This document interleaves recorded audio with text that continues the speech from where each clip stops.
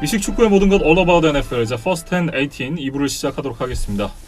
2부에서는 이제 15주차에 있을 경기들에 대한 프리뷰, 이제 15경기가 되겠죠. 네. 15경기들에 대한 프리뷰를 이제 진행을 해보도록 하겠습니다.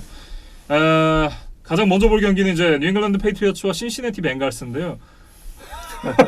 사실 이 경기를 앞두고 좀 논란이 생겼어요. 아, 네. 스파이게이트 2.0이라는 이제 거창한 제목이 좀 붙던데, 사실 스파이게이트에 대해서 이제 궁금해하시는 분, 물론 이제 아시는 분들도 상당히 많으시겠지만 궁금해하시는 분들도 계실 것 같아서 조금 설명을 해주시면 좋을 것 같아요. 네, 스파이게이트라는 이제 뭐 어떤 단어 뒤에 게이트가 붙으면 뭐 어떤 그 앞에 붙는 어떤 다른 단어들로 인해서 일어난 어떤 음모, 뭐 어떤 그런 것들을 이제 말하는 거죠. 그래서 워터게이트라든지, 워터게이트, 네. 이제 스파이게이트, 뭐 이렇게 디플레이트 게이트, 다 뭐 뒤에 이제 디플레이트 게이트나 스파이게이트는 다 페이트리어트 사건들인데.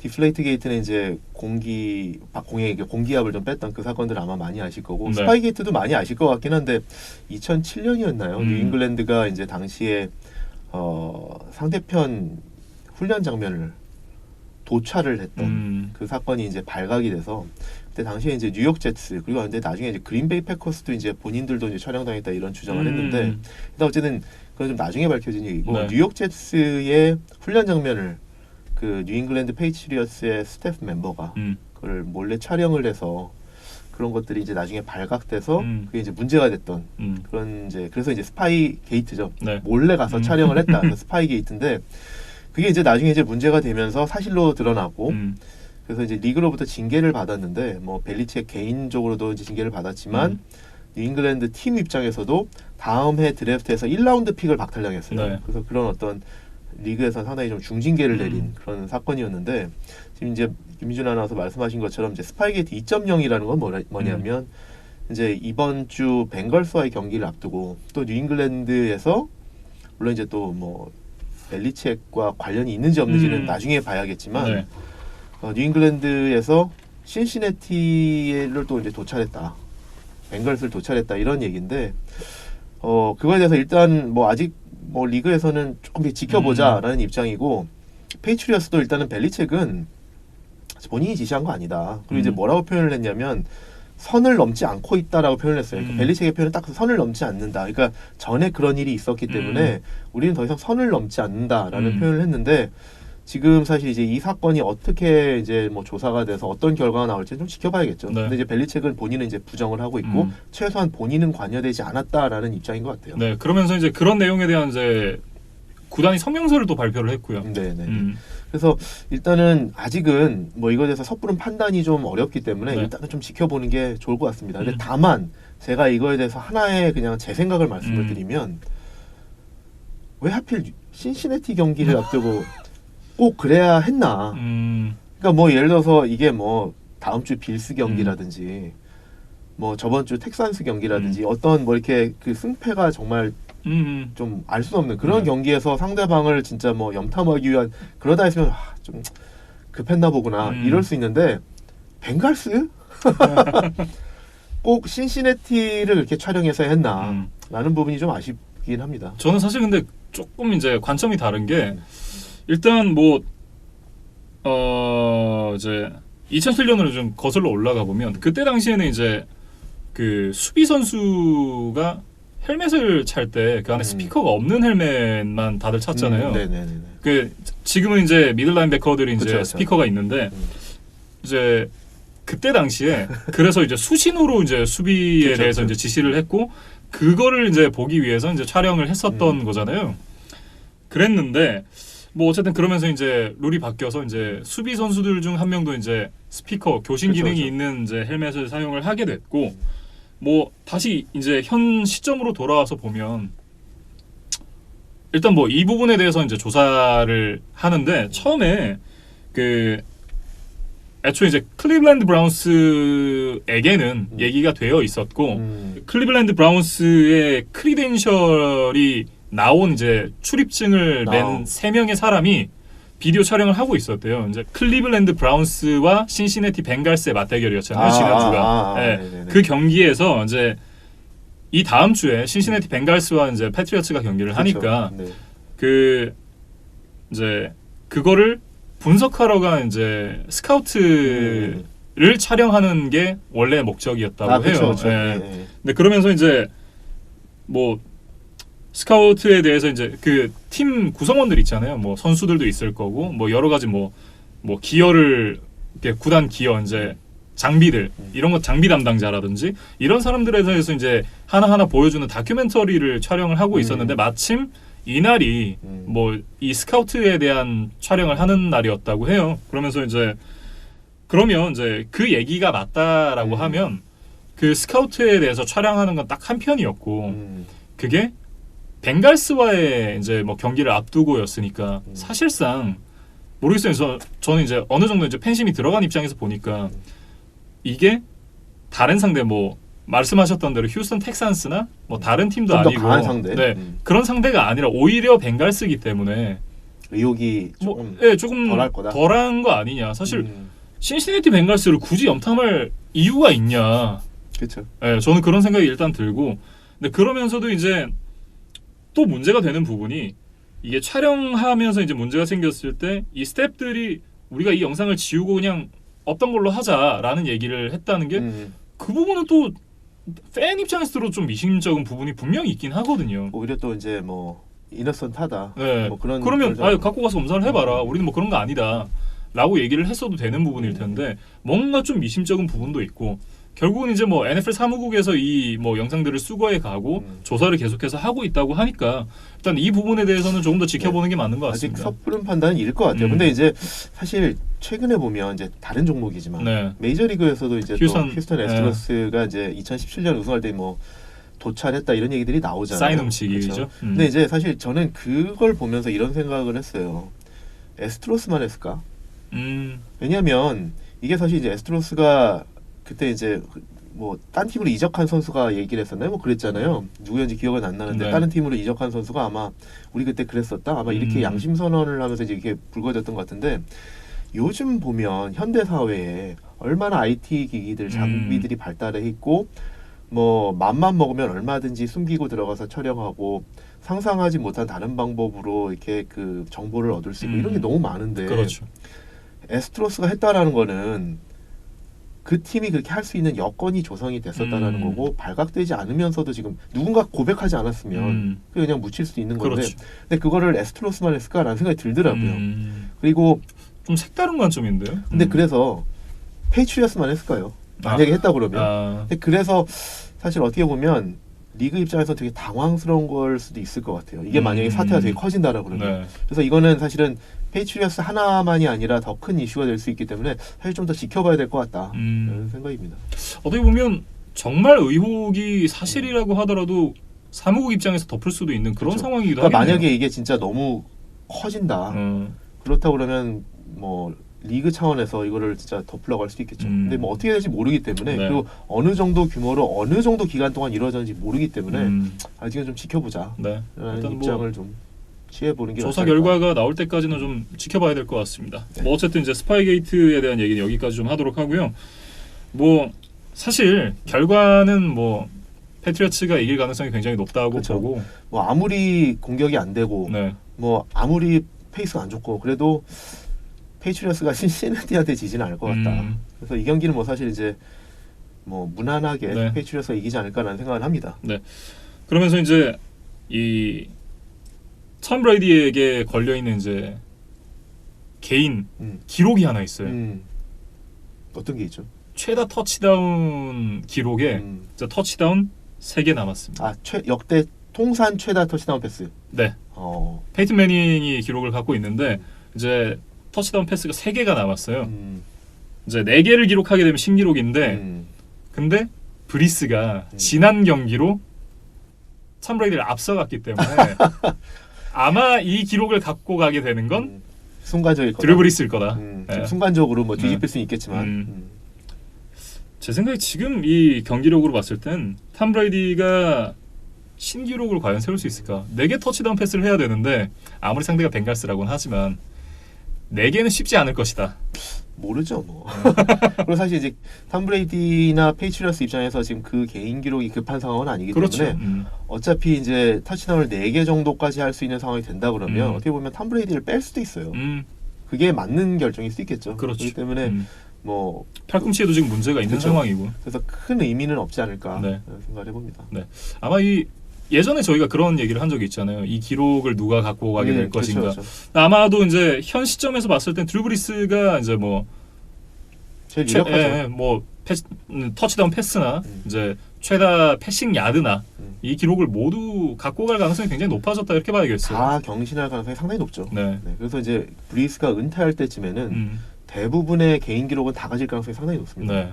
그래서 드루 브리스에 대해서 그냥 물론 지금 이제 저희가 세인츠 얘기하는 건 아니지만 드루 브리스에 대해서 저는 이제 항상 보면 연상되는 선수가 있는데 제가 가끔씩 요거는 아껴놨다가 그럴까요? 마지막에 이제 세인츠 경기가 있으니까 알겠습니다. 그때 하시죠. 알겠습니다. 네. 네, 뭐 아무튼 이제 패트리어트 입장에서 이제 사실상 1번 시드는 물 건너간 상황이 됐고 이 경기를 이기게 되면 이제 플레이오프 진출을 확정짓는 뭐 그런 경기가 되겠습니다. 사실상 현실적인 목표는 2번 시드가 아닐까 이런 생각이 좀 드네요. 네, 레이븐스는 지금 이제 조금 이제 격차가 벌어졌기 때문에 좀 어려울 것 같고 현실적으로 봤을 때 치프스를 좀 경계해서 2번 시드를 갖는 게 가장 좀 말씀하신 것처럼 현실적인 목표가 되지 않을까 싶은데 뭐 빌스한테 지면 상당히 좀 불리해집니다. 아, 그렇죠. 나란히 8승 5패씩을 기록하고 있는 휴스턴 텍산스 그리고 테네시 타이탄스가 이제 맞대결을 펼치게 되는데 이제 AFC 남부지구 선두가 어떤 팀이 되는지 사실상 좀 이 가늠하게 되는 그런 경기다 이렇게 생각이 들어요. 시즌 막판 3경기 중에 이제 2경기를 이제 맞대결을 펼치는데 그 중에 이제 첫 번째 경기죠. 네. 근데 이 경기에 대한 어떤 예측을 하기 전에 옛날 얘기 조금 하고 네. 갈까요? 그러니까 이 두 팀은 현재 휴스턴을 연고로 하고 있는 텍산스와 예전에 휴스턴에 연고를 가졌던 옛 휴스턴 오일러스, 지금 테네시 타이탄스의 휴스턴 신구 대결입니다. 네. 그래서 아마 이제 휴스턴 텍산스에 대해서는 다들 아실 테니까 조금 이렇게 그 풋볼을 보신 지 얼마 안 되신 분들은 잘 모르실 수 있는 휴스턴 오일러스에 대해서 조금 말씀을 드려볼까 합니다. 그래서 휴스턴에서 먼저 이제 풋볼을 했던 휴스턴 오일러스가 어떤 팀이냐면 이 팀이 1960년에 창단을 했어요. 근데 이제 전에도 이제 몇 번 말씀드렸지만 AFL이 1960년에 창단해서 이제 리그 플레이를 시작했는데 휴스턴 오일러스가 AFL 창단과 동시에 리그를 첫 우승했던 팀이에요. AFL 첫 2회를 60년, 61년 2회를 우승했던 당시 강팀입니다. 근데 창단과 동시에 우승을 했었는데 그 후로 우승이 없어요. 그러니까 이 팀이 60년에 창단해서 96년에 테네시로 이주를 했거든요. 그러니까 이 휴스턴 오일러스라는 이름으로 뛴 게 60년부터 96년인데 창단 첫 해, 둘 번째 해에 우승을 하고 그 후에는 우승이 없었다. 근데 62년 세 번째 해에도 결승에 갔었거든요.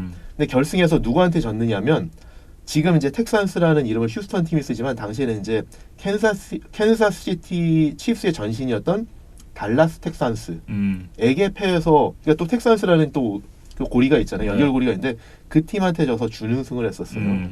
그러고 나서 이제 또 계속 쭉 결승에도 못 갔는데 재밌는 거는 이 팀이 이제 휴스턴 오일러스가 1978년, 79년 또 모처럼 두 번 다 AFC 챔피언십 경기까지 갔었는데 거기서 이제 패했었거든요. 이제 그때 이제 두 번째 황금기를 이끌었던 감독이 누구냐면 범 필립스라는 감독이에요. 근데 범 필립스가 누구냐? 웨이드 필립스의 아버지예요. 아, 그렇군요. 근데 웨이드 필립스가 그래서 별명이 뭐냐면 Son of Bom이에요. 자칫 들으면 욕 같은 욕이 아니고 범 필립스의 아들이기 때문에 별명이 Son of Bom이에요. 근데 어쨌든 이 웨이드 필립스의 아버지가 70년대 후반 그 오일러스의 전성기를 이끌었었는데 그러고 나서 이제 또 한동안 또 이제 오일러스가 침체기를 겪는데 또 다시 이제 또 떠오르다가 어떤 일을 겪었냐면 1993년 AFC 플레이오프에서 당시 버플로 빌스에게 35대 3으로 리드를 하고 있다가 41대 38로 역전패를 했거든요. 그래서 이게 NFL 역사상 최다 점수차 역전패를 당했던 그런 또 뼈아픈 기록이 있습니다. 그래서 그 이후에 이제 팀이 뭐 그 충격 때문에 그런 건 아니겠지만 96년에 이제 팀이 이제 테네시로 옮기거든요. 그렇지. 그러면서 이제 테네시로 옮겨서 이제 테네시 오일러스라는 이름으로 두 시즌을 뛰고 99년부터 이제 테네시 타이탄스라는 이름으로 이제 활동을 하게 됐는데 그러고 나서 이제 리그에서는 이제 휴스턴이 비니까 그 이제 지역에다가 근데 휴스턴이 어떤 도시냐면 미국에서 이제 5대 마켓 중에 하나예요. 뉴욕, 시카고, LA, 필라델피아, 휴스턴. 여기가 이제 인구 기준으로 해서 미국의 이제 5대 마켓인데 그만큼 큰 시장인데 여기가 이제 비니까 이 시장을 다시 또 장악해야죠. 네. 그렇기 때문에 테네시 타이탄스로 이주한 다음에 이 빈 공간을 다시 큰 마켓을 다시 채우기 위해서 3년 뒤인 2002년에 다시 휴스턴 텍산스라는 신생팀을 여기에 배치를 하죠. 네. 그래서 이제 텍산스가 그때부터 이제 다시 새로운 프랜차이즈로 이제 활동을 해오고 있는데 뭐 그래서 이제 텍산스는 많이들 아실 거예요. 네. 근데 이제 가장 어린 팀이고 그래서 익스펜션 팀이기 때문에 가장 최근에 익스펜션한 가장 어린 팀이고 가장 젊은 팀이고 그렇고 기록상으로 보면 이제 텍산스가 창단한 후에 지금까지 지구 우승은 5번을 했는데 네. 뭐 역사가 짧기도 하지만 NFL 지금 32개 구단 중에 유일하게 챔피언십 경기까지 진출하지 못한 팀입니다. 그래서 뭐 역사가 짧은 부분이 분명히 네. 그런 영향이 있는데 이제 뭐 어쨌든 2002년에 창단해서 2011년에 사실 이제 첫 지구 우승을 했는데 그때 이제 우승한 그 계기가 뭐냐면 상당히 이제 수비가 강해져서 그 새로 부임한 디펜시브 코디네이터가 상당히 강한 수비를 이끌면서 그때 이제 첫 지구 우승을 했거든요. 근데 그때 이제 그 수비를 이끌었던 디펜시브 코디네이터가 웨이드 필립스. 그래서 이런 또 연결고리가 있습니다. 그렇네요. 그래서 이제 그때부터 이제 텍산스는 그 AFC 사우스 지구에서 상당히 이제 강팀으로서 이제 성장을 해오고 있는데 2011년에 전체 8순위로 JJ 와트를 뽑았고 그다음에 2013년에 디안드레이 홉킨스를 뽑았고 그다음에 2017년에 프랜차이즈 쿼터백을 찾았죠. 네. 디션 왓슨을 뽑으면서 지금 이제 AFC 사우스에서 강팀 중에 하나로 이제 확실히 이제 자리를 잡고 있습니다. 네. 참 반맥내 영감님은 그러고 보면 이제 한 번도 우승을 보지 못하고 타기를 하셨어요. 그렇죠. 그래서 이제 그런 아쉬움이 있는데 뭐 지금 일단 그 휴스턴 텍산스 그다음에 이제 그 테네시 타이탄스 두 이제 휴스턴을 연고로 했던 신구 팀들이 이제 같은 지역 지구 우승을 놓고 이제 붙게 됐습니다. 네. 참 이 흥미로운 이제 매치업인데 성적도 똑같고요. 그리고 그쵸. 이제 경기도 2경기가 남았고 한 경기씩을 만약에 나눠 가진다라는 가정을 하면 이제 나머지 한 경기. 네. 이제 나머지 이제 중간에 껴 있는 경기들이 텍산스는 벅스, 그리고 타이탄스는 세인츠랑 이제 경기를 하게 돼요. 일정상으로 보면 텍산스가 조금 더 유리하기 때문에 많이 유리해 보이는데. 네, 타이탄스가 이제 배수진을 치고 나올 수밖에 없는 그런 상황이 됐습니다. 그렇죠. 그래서 이제 어쨌든 두 팀 다 뭐 그 중간 경기를 떠나서 이 두 번의 헤드투헤드 매치업이 상당히 중요하기 네. 때문에 여기 이제 뭐 최선을 다할 텐데 양 팀을 좀 보면 일단 타이탄스는 지금 뭐 리그에서 가장 핫한 팀 중에 하나죠. 그렇죠. 그래서 라이언 테네힐이 투입된 이후에 6승 1패다. 그리고 그 이후 지금 리그 전체에서 득점 2위다라고 말씀을 드렸는데 뭐 꼭 뭐 테네힐만이 아니라 사실 뭐 데릭 헨리를 중심으로 한 러싱 공격도 상당히 잘 되고 있어서 런 패스 공격이 상당히 지금 뭐 이거 뭐 어느 하나 뭐 빠지지 않고 상당히 균형을 잘 이루고 있어요. 그러면서 상당히 지금 무서운 공격력을 갖추고 있는데 이게 이런 효과가 있는 것 같아요. 일단은 그 뭐 하나가 잘 되면 다른 게 잘 된다는 계속 이제 말씀을 드렸는데 테네힐이 사실 이제 그 릴리스가 상당히 빠르다. 마리오타 대비 패스러시가 들어오는 걸 대비해서 그 패스 릴리스가 상당히 빠르다. 그런 포인트가 있고 또 데릭 헨리라는 러닝백이 상당히 파워풀하잖아요. 그렇기 때문에 이제 수비수들이 이제 테네시를 방어할 때 어떤 수비를 좀 많이 하냐면 데릭 헨리라는 피지컬한 러닝백을 한두 명에서 막기가 힘들다. 러닝 공격도 많이 좀 수비수를 할당해야겠고 또 테네힐이 패스 릴리스가 빠르기 때문에 패스 러시를 하려면 빨리 도달해야 되기 때문에 지금 그 타이탄스를 상대하는 수비들을 보면 상당히 라인업 스크리미지 근처에 수비수를 많이 배치하고 있어요. 그래서 이제 뭐 패스 러시를 하든 런 디펜스를 하든 많이 붙이고 있는데 그렇게 되면 이제 리시버들한테 기회가 가게 됩니다. 왜냐하면 이제 그럼 리시버들한테 맨투맨 커버리지가 많이 가기 때문에 이거를 이겨낼 수 있다? 맨투맨 커버리지를 이겨낼 수 있다? 그럼 사실 이제 빅플레이가 나올 수 있는 기회가 생기는데 그거를 지금 테네시 타이탄스의 리시버, 그것도 신인 리시버 AJ 브라운이 해내고 있다는 거거든요. 저번 주에는 상당히 큰 플레이를 많이 해냈는데 이 AJ 브라운이 그 맨투맨 커버리지를 이겨내면서 패스도 훨씬 더 잘 되고 그렇게 돼서 이제 그 수비수들이 다시 이제 라인업 스크리미지를 좀 떨어뜨리게 되니까 데릭 헨리가 또 빅플레이를 해주고 그래서 이게 지금 사실 수비수들이 이거를 막아야 되냐 저걸 막아야 되느냐 사실 감을 아직 못 잡고 있어요. 그러는 사이에 타이탄스는 지금 상당히 선순환 구조를 이뤄가면서 좋은 모습을 보여주고 있다. 네. 좀 말씀드릴 수 있습니다. 사실 이제 이 두 팀 간의 맞대결도 맞대결인데 어찌됐든 이제 한 팀은 와일드 카드로 가야 되는 상황이고 한 팀은 이제 지구 우승을 하게 될 텐데 그러면 와일드 카드 경쟁을 하고 있는 이제 스틸러스가 이 둘의 맞대결을 보면서 뒤에서 웃고 있지 않을까 그쵸. 이런 생각도 좀 들더라고요. 그렇죠. 둘 중에 하나는 져라. 뭐 이거죠. 네. 어떻게 보면 뭐 무승부가 되면 더 좋을 수도 있을 것 같아요. 물론 이제 스틸러스 이긴다는 전제하에 그럼 뭐 둘 다 지는 거 비슷한 효과가 나기 때문에 근데 네. 뭐 무승부는 많이 안 나오니까 아니면 한 팀이 그쵸. 몰빵으로 승리를 다 가지고 가면 그게 더 좋죠. 이제 스틸러스의 진출 가능성이 더 높아지는 거잖아요. 어차피 한 팀은 지구 우승을 해야 되니까 네. 한 팀이 두 경기를 다 가져가서 지구 우승을 해주고 한 팀은 2패를 가지고 이렇게 떨어지고 그게 네. 훨씬 더 스틸러스한테 사실 좋긴 하겠죠. 네. 뭐 어찌됐든 스틸러스가 굉장히 좀 웃고 있을 것 같다라는 생각이 좀 듭니다. 이제 ESPN에서 이제 아까 전에 저희가 확률 얘기를 잠깐 했었잖아요. 이제 ESPN에 올라왔던 이제 확률이 휴스턴 텍산스의 지구 우승 확률이 73.9%라고 하더라고요. 상당히 높게 좀 책정이 됐고 테네시 타이탄스의 플레이오프 진출 확률이 50%가 조금 넘는 수준이에요. 이게 아무래도 이제 중간에 껴있는 상대방에 대한 영향도가 많이 반영되는 것 같네요. 세인츠를 상대한다는 것이 그 영향이 크긴 하겠죠. 사실상 이제 한 경기를 내주고 들어가는 느낌이 좀 커서 그렇죠. 네. 한 경기씩 이제 두 경기 이제 스플릿 한다고 했을 때 그럼 이제 나머지 경기가 이제 결정을 할 텐데 네. 아무래도 그런 면에서 좀 불리하긴 하겠네요. 뭐 어쨌든 이제 이 경기가 그만큼 남부지구의 향방을 가를 경기다 이렇게 그렇죠. 좀 봐야 될 것 같습니다. 네. 그리고 이제 텍산스에 대해서 좀 말씀을 드려보면 텍산스가 뭐 저희가 일부에서도 말씀을 드렸지만 페이트리어스를 이긴 그 모멘텀을 살리지 못하고 이제 트랩 게임에 빠졌다라고 말씀을 드렸는데 그 경기에서도 보여준 거는 특히 이제 패스 디펜스가 너무 형편없었다.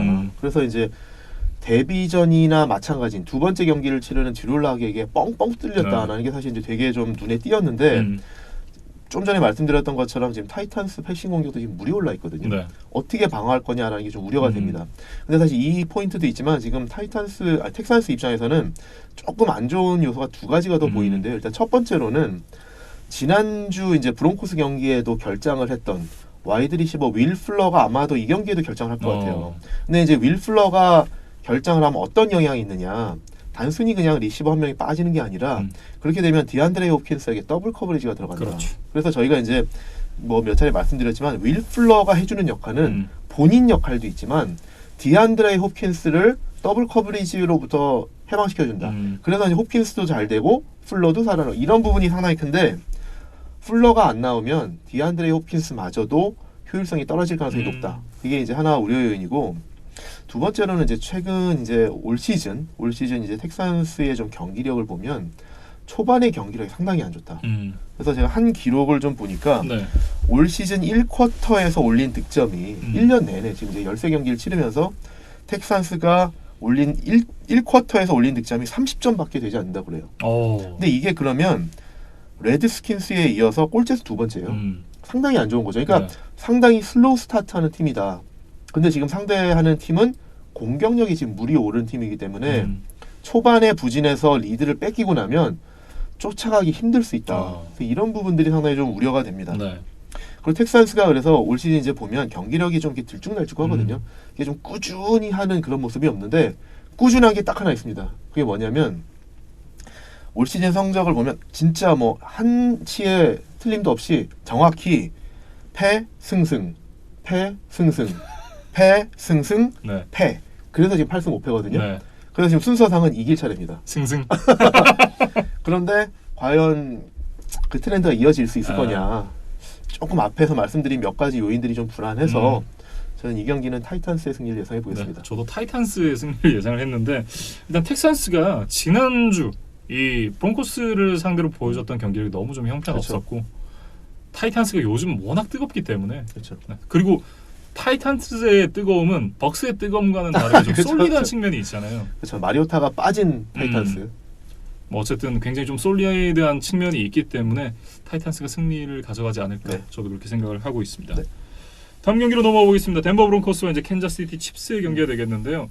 역시나 이제 브론코스는 사실상 플레이오프 진출이 좀 어려워졌다 이렇게 봐야겠고 칩스는 이제 지난 경기 승리로 가져가면서 이제 4연 연속 지구 우승을 차지를 하게 됐습니다. 그렇죠. 뭐 사실 이 경기는 뭐 승부 예상은 사실 어떻게 보면 뭐 물론 업셋이 나올지도 모릅니다. 네. 근데 일단은 그냥 저희가 볼 때는 모르겠습니다. 김민준 아나운서 어떻게 생각하실지 모르겠지만 드룰락이 생각보다 저번 주에 워낙 잘해줬기 때문에 뭐 업셋의 가능성도 전혀 배제할 수는 없지만 드룰락이 생각보다 타이트한 승부를 만들 것 같기는 하지만 지금 이제 퍼스트 라운드 바이를 향해서 가야 되는 네. 갈 길 바쁜 칩스가 트랩에 빠지진 않을 것 같다. 그래서 저는 칩스의 승리를 예상해 봅니다. 네, 저도 칩스가 승리할 것 같고요. 만약에 패트리어츠가 지고 칩스가 이 경기를 이기게 되면 2번 시드가 되죠. 칩스가 2번 시드로 올라가고 퍼스트 라운드 바이를 얻게 될 확률이 굉장히 높아져요. 그렇죠. 네. 그래서 갈 길 바쁜 칩스가 음. 그런 어떤 동기부여가 돼서 이기지 않을까 생각합니다. 이글스와 레드스킨스가 이제 대결을 펼치게 되는데 레드스킨스가 사실상 이 NFC 이스트 지구의 캐스팅 보트를 쥐고 있다 이렇게 표현해도 과언이 아닐 것 같아요. 그렇죠. 이제 연속해서 이글스와 카우보이스를 만나야 되는데 누구의 손을 들어줄지 물론 이제 뭐 아무의 손도 안 들어줄 수도 있고 두 손을 다 들어줄 수도 있는데 두 손을 다 들어줄 가능성이 높지 않을까. 사실 이제 레드스킨스를 보면 올 시즌에 이제 부상이 너무 많아서 지금 공격력이 너무 안 좋습니다. 그리고 이제 쿼터백도 드웨인 해스킨스가 들어온 다음에 사실 뭐 큰 활약을 못 하고 있기 때문에 지금 펀치력이 너무 약하다. 네. 그렇게 표현을 하고 싶습니다. 그래서 자이언츠에게 큰 코 다칠 뻔했던 그러나 기사회생한 이글스가 펀치력 없는 레드스킨스한테는 이기지 않을까 네. 예상을 해봅니다. 저도 이글스가 뭐 어쨌든 승리는 가져갈 거라는 생각이 들고요. 이 경기가 어쨌든 카우보이스와 이글스가 현재 굉장히 좀 치열한 선두 싸움을 하고 있기 때문에 이진만 위원에게는 굉장히 또 중요한 경기가 되지 않을까 이런 생각이 드네요. 저는 이번 주 두 번째로 중요한 경기죠. 그렇습니다. 네. 두 번째? 아니, 어떻게 보면 제일 중요할 수도 있을 것 같습니다.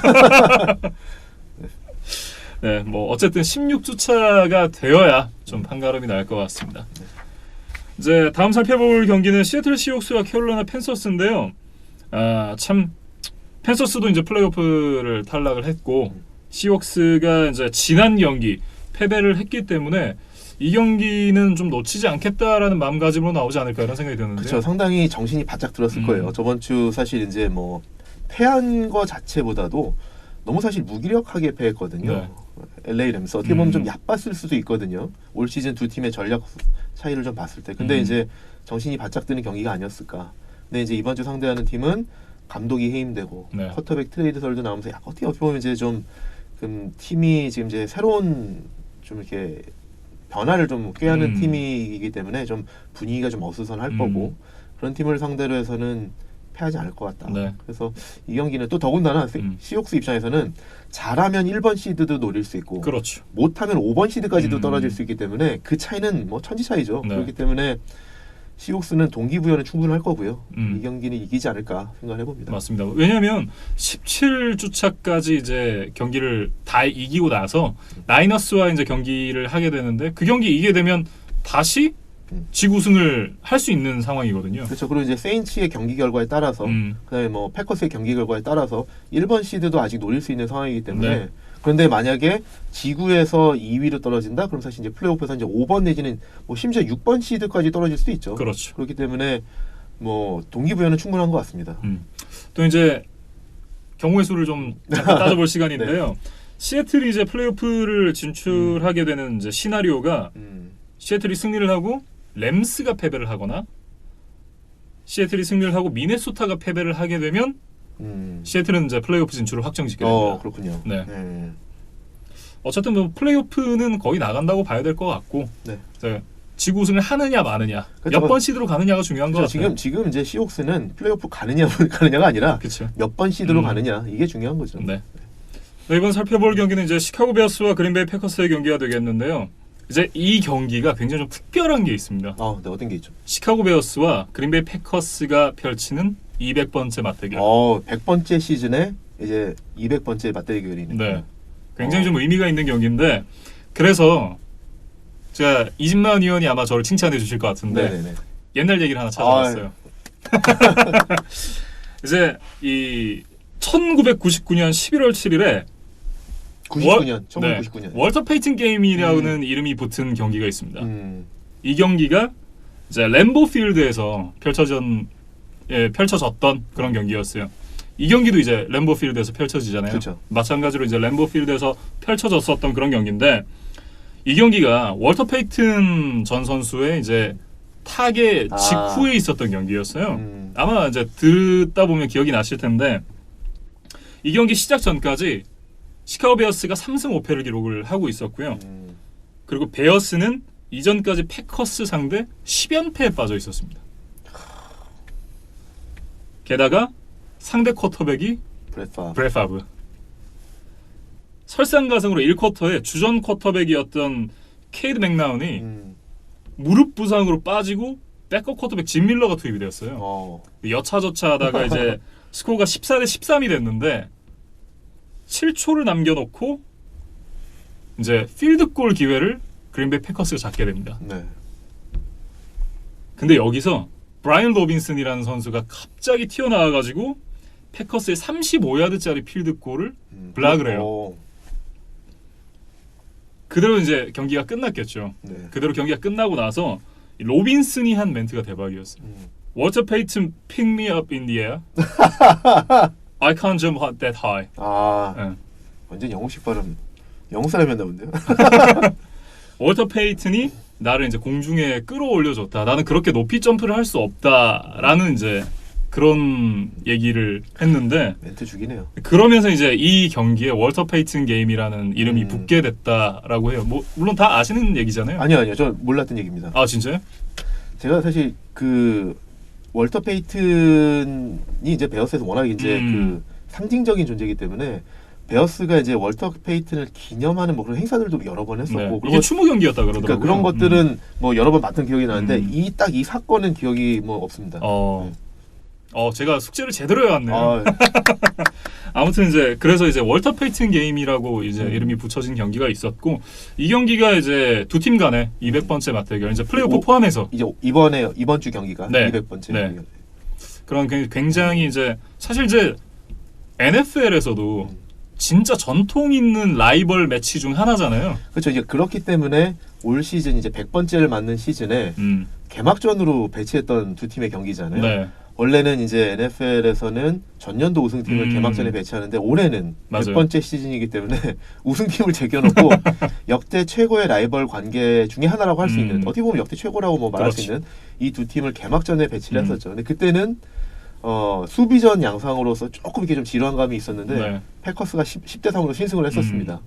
이번 경기는 뭐 어떻게 될지는 잘 모르겠지만 어쨌든 현재 상황만 놓고 봤을 때 이제 패커스 같은 경우는 이 현재 이번 시드에 올라가 있고 세인츠와 함께 이제 10승 3패를 나란히 기록하고 있는데요. 컨퍼런스 내 성적이 패커스가 조금 더 좋아요. 네. 이제 그리고 이제 나머지 경기들이 이제 다 NFC 내에 있는 팀들과의 경기이기 때문에 사실 패커스는 남은 경기들이 다 중요하다 이렇게 그렇죠. 봐야 되겠어요. 그리고 사실 이제 이 경기도 중요하지만 바이킹스하고 경기가 이제 어떻게 보면 이제 지구 우승이 걸린 경기일 수도 그렇죠. 있기 때문에 네. 상당히 뭐 지금 패커스 입장에서는 한 경기 한 경기가 상당히 놓칠 수 없는 경기죠. 그리고 이제 또 업사이드 포텐셜을 보면 지금 뭐 2번 시드라고 말씀을 하셨지만 1번 시드도 아직 포기할 단계는 아니거든요. 네. 그렇기 때문에 뭐 패커스 입장에서는 한 경기 한 경기 상당히 다 최선을 다해서 펼쳐야 될 경기죠. 네. 어찌됐든 이제 베어스는 사실상 이제 플레이오프가 좀 멀어 보이기는 하지만 어쨌든 가능성이 남았는데 포기를 할 수는 없는 그렇죠. 상황이잖아요. 아직 가능성이 남아 있고요. 그 아마 7승 6패이기 때문에 지금 바이킹스 6번 시드인 바이킹스하고 지금 이제 2경기 차이거든요. 네. 그렇기 때문에 뭐 또 더군다나 바이킹스는 패커스하고 경기가 남아 있어서 그 경기를 패할 수도 있기 때문에 아직은 포기하기 좀 이르지 않냐. 네. 그래서 이제 또 더군다나 최근에 이제 그 베어스가 좀 이게 달라진 모습을 보여주면서 그 상승세를 어쨌든 시즌 말까지 최대한 이어가려고 할 거다. 그렇기 때문에 아직은 좀 뭐 베어스 아직 좀 포기하긴 이르다. 라고 말씀드리겠습니다. 네. 그리고 이제 전통의 라이벌인 만큼 발목 잡아야 되거든요. 아까 이제 저희가 일부에서도 뭐 물귀신 작전 뭐 이런 얘기 했었지만 사실 내가 잘 되는 것도 중요한데 남이 안 되는 것도 중요한 거예요. 라이벌 팀이 잘 안 되는 것도 굉장히 좀 중요하잖아요. 그렇죠. 네. 이글스가 우승하고 그럼 사실 되게 우울해요. 배 아프잖아요. 우울해요. 배 아픈 정도가 아니라 네. 상당히 우울합니다. 그게 이제 다음 시즌이 돌아올 때까지 계속해서 가는 건데 그렇죠. 어찌됐든 이제 발목을 잡고 싶겠죠. 그렇죠. 베어스 입장에서도.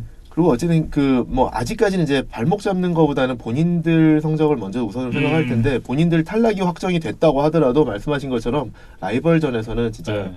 소위 이제 고춧가루 뿌리기 아. 그런 이제 스포일러 그렇죠. 역할을 많이들 하려고 하죠. 참 여러모로 어려운 경기인데 굳이 예측을 해보자면 네. 예. 그래도 이제 겨울이잖아요. 램보 필드잖아요. 패커스가 이기지 않을까. 네. 저도 결론적으로는 패커스가 이길 것 같은데 일단 두 팀 좀 상황을 좀 말씀을 드려보면 사실 뭐 일부에서 베어스에 대해서 왜 턴어라운드가 됐느냐라는 거에 대한 제 생각을 말씀을 드렸기 때문에 네. 뭐 이렇게 길게 말씀을 드리지 않고 요점만 말씀을 드리면 트루비스키를 좀 더 고삐를 풀어놔서 좀 자유롭게 달리게 하면서 그게 공격 전반적으로 선순환 구조가 이루어지고 있다라고 말씀을 드렸고 네. 그걸 통해서 수비도 좀 더 이제 그 체력적으로 좀 비축이 되기 때문에 더 잘 된다. 그리고 어쨌든 퍼스트 다운을 계속 경신해가면서 상대 수비를 오히려 진을 빼놓는다. 이런 게 어쨌든 지금 베어스 턴어라운드의 좀 비결인 것 같고요. 네. 패커스에 대해서 좀 말씀을 드려보면 사실 패커스는 최근 좀 경기력이 안 좋습니다. 특히 이제 49ers 경기를 통해서 보여줬던 모습들은 사실 패커스 팬들 입장에서 상당히 불안할 만한 그리고 실망스러운. 그래서 특히 이제 그 뭐 그린베이에서 가장 중요한 선수라고 할 수밖에 없는 에런 로저스가 그 49ers 경기에서 커리어 월스트 경기 중에 하나를 그렇죠. 펼쳤던 그런 경기였는데 또 지난주 레드스킨스를 상대로도 49ers 경기는 그렇다 치고 레드스킨스 상대로도 그 에런 로저스가 195야드 패싱에 상당히 부진한 경기력을 보이면서 맞아요. 좀 가까스로 이겼다라는 게 상당히 좀 패커스 팬들 입장에서 좀 불안한 요소일 것 같긴 한데 그래도 거기서도 좀 긍정적인 면을 찾아보자 그러면 올 시즌 상당히 좀 중요한 발굴 요소 러닝백 에런 존스거든요. 에런 존스가 상당히 그 패싱 공격이 안 될 때 활로를 많이 열어주고 있는데 러닝백으로서만이 아니라 그 패싱 공격도 많이 잘 해주고 있다. 근데 그래서 저는 이날 경기에서의 가장 중요한 선수는 에런 존스라고 생각이 돼요. 왜 그러냐면 특히 에런 로저스를 비롯한 패싱 공격이 좀 부진할 때 러싱 공격이 잘해줘야 되는 것도 있지만 네. 지금 베어스 수비를 보면 지금 부상이 상당히 많거든요. 특히 프런트 세븐에 아키믹스 IR에 올라가 있고 또 지금 라인베커진이 지금 완전히 지금 부상으로 지금 크게 허덕이고 있는데 네. 로ኳನ್ 스미스 IR에 그렇죠. 올라갔고 데니 트레베스안까지도 이날 목은 나올 가능성이 높기 때문에 이 라인베커들 러싱 공격을 차단해줘야 될 라인베커들과 디펜시브 라인의 부상이 많다 그러면 이 에런 존스와 이제 특히 이제 파워풀한 러닝백 자말 윌리엄스 듀오가 좀 러닝으로 좀 공격을 좀 많이 풀어주고 그 다음에 또 에런 존스는 백필드에서 돌아 나와서 하는 이제 언더니스 공격까지도 잘해줄 수 있기 때문에 그런 부분에서 베어스 지금 공격 수비의 좀 취약점을 많이 공략할 수 있지 않을까. 그렇게 해주고 나면 좀 이렇게 공격의 활로가 열려서 에런 로저스가 좀 부상에서 좀 탈출해서 조금 더 편하게 공격을 할 수 있지 않을까. 네. 이런 부분들을 봐서 저는 이제 에런 존스가 좀 큰 역할을 해줄 것 같다.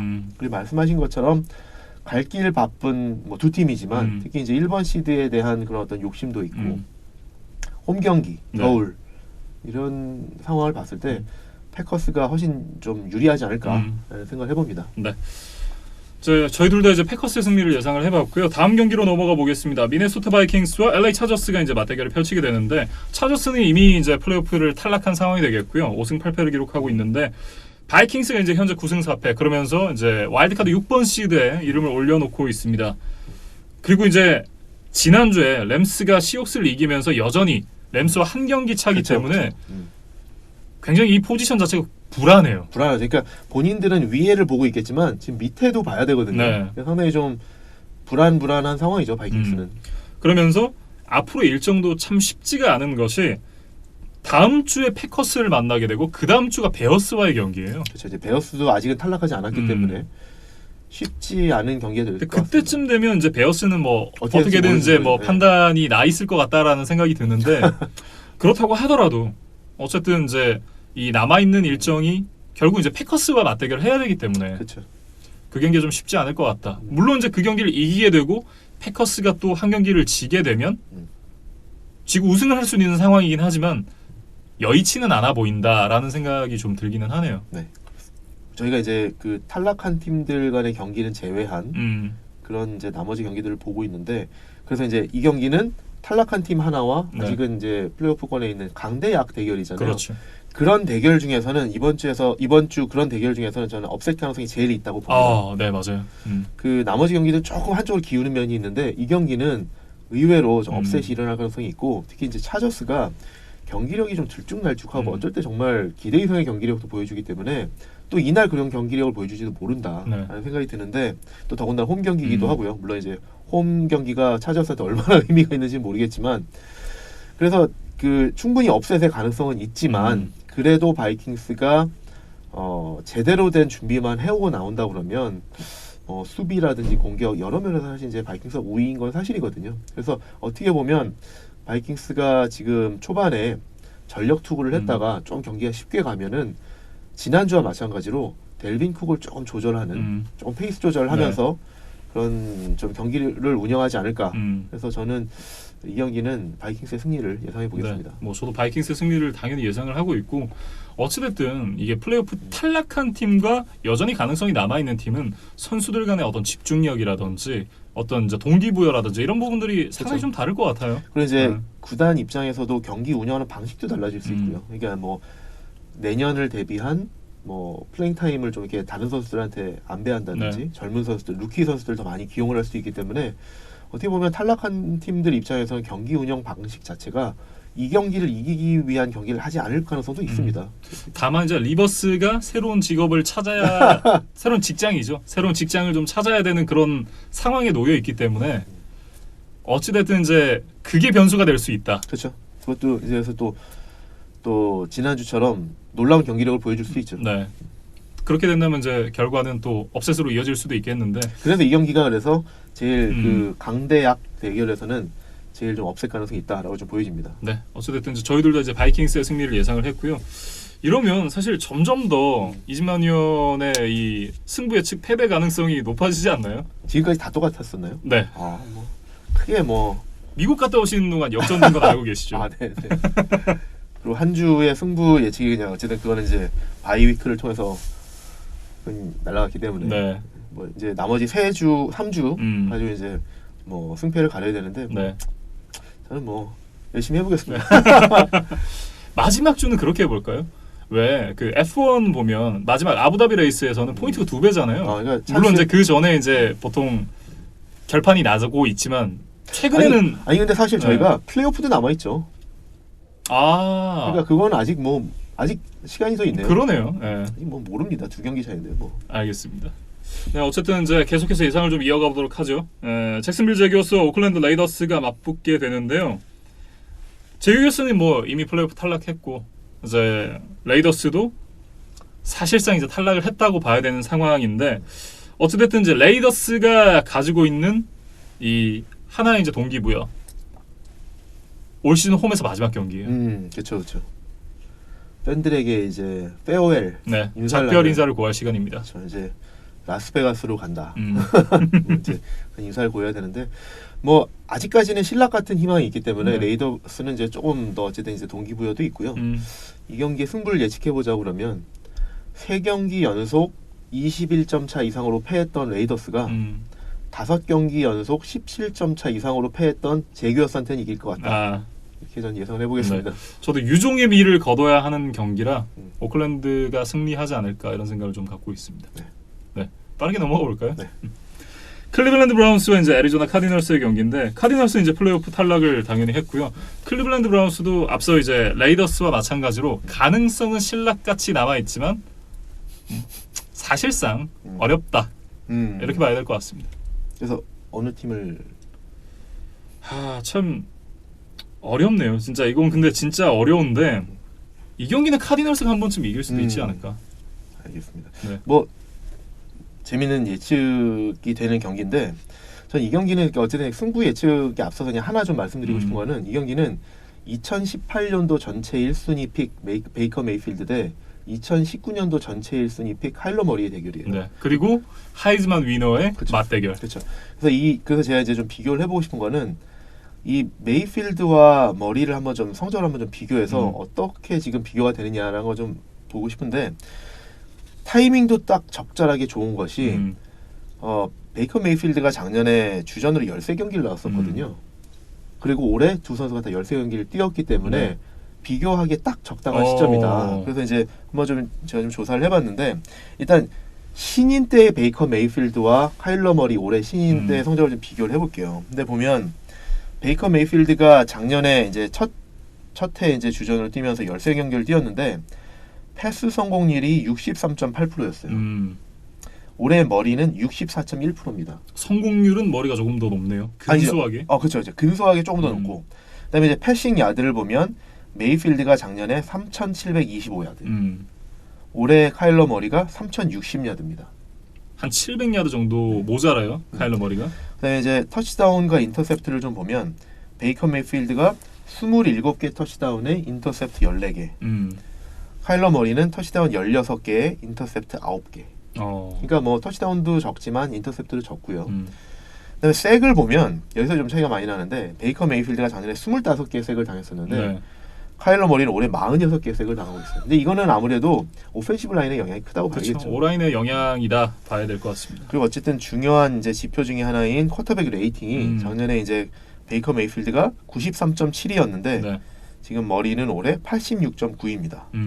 그래서 이거는 어쨌든 그래서 이제 패서 레이팅, 그러니까 패싱 기록을 지금 평가한 건데 네. 지금까지 말씀드린 거를 좀 들어보셨으면 조금씩은 메이필드가 앞서 있어요. 그런데 카일러 머리는 사실 듀얼 스랙 쿼터백이기 그렇죠. 때문에 러싱도 봐야 됩니다. 그래서 이제 러싱을 좀 비교해 보면 작년에 그 베이커 메이필드의 러싱 야드가 131야드. 근데 카일러 머리는 올해 448야드. 이건 좀 3배 이상 앞서 있죠. 그렇죠. 그리고 이제 러싱 터치다운과 러싱 퍼스트 다운을 좀 보면 메이필드는 작년에 러싱 터치다운이 없었고 러싱 퍼스트 다운이 8개가 있었어요. 네. 근데 카일러 머리는 올해 러싱 터치다운 4개에 러싱 퍼스트 다운이 무려 23개. 그러니까 발로 상당히 많이 해준다.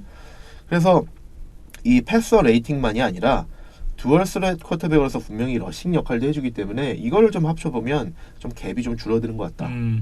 그리고 어쨌든 이제 쿼터백은 투수와 마찬가지로 이제 승패가 붙는 선수이기 때문에 그렇지. 승패를 좀 따져보자. 그러면 베이커 메이필드가 작년에 6승 7패였어요.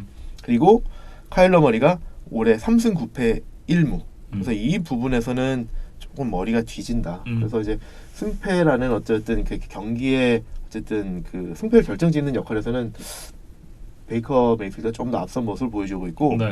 또 하나 제가 좀 주목해보고 싶은 건 뭐냐면 작년에 베이커 메이필드가 상당히 좀 주목을 받았던 거는 이 뭐 승패도 물론 이제 클리블랜드 예상했던 그 성적보다 좋았지만 승부사 기질을 보여줬었거든요. 이제 그게 어떤 면으로 나타났냐면 4쿼터 역전승 내지는 4쿼터의 게임 위닝 드라이브. 이게 올해 지금 저희가 계속 말씀드린 러셀 윌슨 같은 모습이 그렇죠. 보여졌기 때문에 사실 사람들이 열광을 했었던 거거든요. 근데 작년에 베이커 메이필드가 4쿼터 컴백이 3번이 있고 4쿼터의 게임 위닝 드라이브가 4번이 있었어요. 특히나 데뷔전 때가 그렇죠. 뒤지고 있는 상황에서 들어와가지고 역전 만들어서 이겼잖아요. 뉴욕 제츠 상대에서 그게 상당히 인상적이었거든요. 근데 머리도 이게 없진 않습니다. 올해 4쿼터 컴백을 해서 역전승은 아니고 역전까지는 아니고 타이. 한 번 있죠. 개막전에. 그래서 4쿼터 컴백 타이가 하나가 있고 그거 말고 4쿼터 게임 위닝 드라이브가 2개가 있어요. 그렇기 때문에 뭐 숫자적으로 보면은 메이필드만은 못하지만 머리도 뭐 약한 팀을 이끌면서 어느 정도는 해주고 있다. 네. 그런데 전반적으로 봤을 때 뭐 패서로서의 역할, 러싱 역할, 그다음에 이제 그 승패를 좌우하는 이런 역할로 봤을 때 신인 때의 활약은 메이필드가 좀 더 앞서는 것 같다. 라고 좀 보여집니다. 그런데 작년에 메이필드와 올 시즌의 메이필드는 굉장히 다른 선수잖아요. 광고 몇 편 찍고 와가지고 굉장히 다른 선수가 됐어요. 그래서 일단 어쨌든 작년 성적을 비교해 보면 그렇고요. 올해 그럼 메이필드가 어떠냐라는 것도 좀 보고 싶은데 똑같이 지금 아직 13경기를 치른 상황이거든요. 근데 메이필드 기록이 작년보다 현저히 떨어져 있는 게 맞아요. 지금 보면 패스 성공률이 50%로 떨어져 있어요. 59.2%고 상당히 많이 떨어졌네요. 이거는 지금 카일러 머리보다 떨어지고 터치다운 개수도 15개에 인터셉트가 16개. 이거 지금 다 머리보다 뒤지거든요. 마진이 마이너스 1이네요. 그렇죠. 그다음에 색을 33개 당해서 이거는 아직은 뭐 머리보다는 적은데 이건 오펜시브 라인에 영향이 있다고 좀 보여지고요. 네. 패서 레이팅이 77.6입니다. 그러니까 카일러 머리의 86.9보다 많이 떨어지죠. 그러네요. 또 러싱 야드도 97야드밖에 안 돼요. 그러니까 이 부분에서 사실 좀 비교가 좀 안 되죠. 네. 뭐 러싱 터치다운이 3개가 있고 러싱 퍼스트다운이 11개가 있는데 여전히 이거는 머리보다 뒤지고요. 그렇죠. 그다음에 승패를 보면 이거는 작년이랑 똑같아요. 6승 7패예요. 그래서 이거는 뭐 차이가 없고 그다음에 이제 승부사 기질 4쿼터에서 얼마나 이제 팀을 이끌 수 있느냐 이걸 보면 4쿼터 컴백이 하나가 있고 게임 이닝 드라이브가 하나다. 그래서 작년보다는 확실히 좀 못하다라는 부분이 작년보다 좀 퇴보한 모습들이 보이고 올해 카일러 머리와 올해 베이커 메이필드를 비교해 보면 머리가 좀 더 앞서 있다. 이런 부분들이 흥미롭습니다. 네. 그래서 어쨌든 두 선수를 좀 비교를 해봤고요. 승패 예측을 해보자 그러면 저는 이런 것 같습니다. 브라운스는 사실은 전력은 앞서는 것 같아요. 지금 이제 뭐 두 선수를 비교하면서도 나타났지만 팀 전력은 브라운스가 앞서는 것 같거든요. 근데 브라운스는 좀 잘하는구나 이기겠다 하면 지는 팀이에요. 그러니까 예측이 좀 어려운 그러니까 기복이 심하다. 맞아요. 정말 맞는 말씀이신 게 이번에는 브라운스가 이길 수 있지 않을까요? 라고 얘기하면 어김없이 져 있더라고요. 경기 외적인 변수가 상당히 많고 그렇기 때문에 그런 어쨌든 예측하기 어려운 부분이 있다. 전력만으로 그 평가할 수는 없다라는 부분이 있고요. 이날 이 경기가 카디널스에게 올해 홈 경기로는 마지막 경기입니다. 그렇기 때문에 어쨌든 뭐 이주하는 건 아니지만 레이더스처럼 이주하는 건 아니지만 홈 팬들에게 어쨌든 좋은 모습을 보여주고 싶은 유정의 미를 거두고 싶은 그런 욕심도 있을 거고 계속 말씀드리지만 이제 어쨌든 시즌 4승째를 해야 되는데 나머지 두 경기 원정 경기일 뿐만 아니라 시옥스 원정, LA 램스 원정이거든요. 네. 좀 어렵기 때문에 이 경기에서 한번 4승을 좀 노려보지 않을까. 그래서 이런 좀 요소들을 봤을 때 저는 카디널스의 승리를 예상해 보겠습니다. 또 겹쳤네요. 저희들 다 이제 카디널스의 승리를 예상을 해봤습니다.